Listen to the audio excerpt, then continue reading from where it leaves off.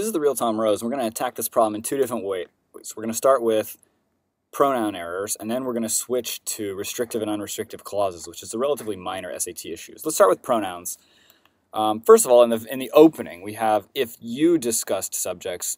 The author's intention is not to refer to you, it's to refer to one.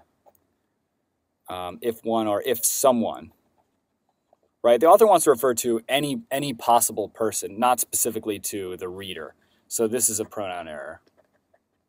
If you didn't like that pronoun error, there's actually another one. It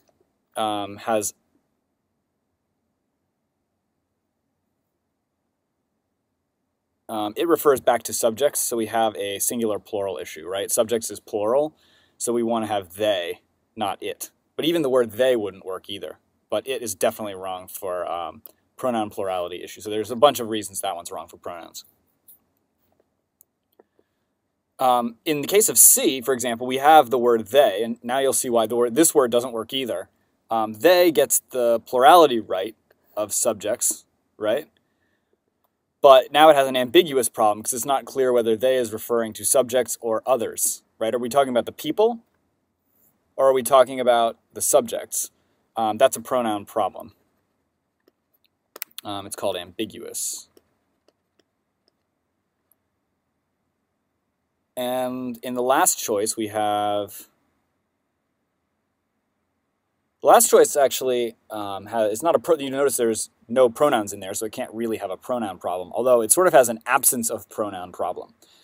In our efforts to fix these pronoun issues, we've actually created a sentence here which has no subject. So, for example, we have by discussing subjects among others would be generally understood. If you just try reading it all the way through, it doesn't work. You want to exit this answer choice with some kind of subject that you're holding on to. Like, for example, this would be correct if it said, by discussing subjects among others, those subjects would be generally understood, right? But we actually don't have a subject, so this is wrong. I guess we could call that agreement. So we're down to answer choices B and C. Now we have to pick a different issue here because we don't have pronouns in there. But one of the differences, we have subjects discussed among others versus subjects which were discussed among others. Now one of these this is a relatively minor point, so if you're not totally up to speed on this, I wouldn't worry about it too much actually. Focus on some other area of the SAT. But here's how to do this one regardless. So subjects discussed among others. This is saying we're referring to those subjects which are discussed among others. And we're saying those subjects would be generally understood, which is correct. Versus in the fourth answer choice, it says he believed that subjects, and now this is a modifier, this is an unrestrictive modifier for subjects, which were discussed among others, would be generally understood. This has two problems. It implies that he believed that all subjects would be universally understood, and that just doesn't make any sense, right? His belief is that subjects which are discussed with others would be universally understood. The second problem with it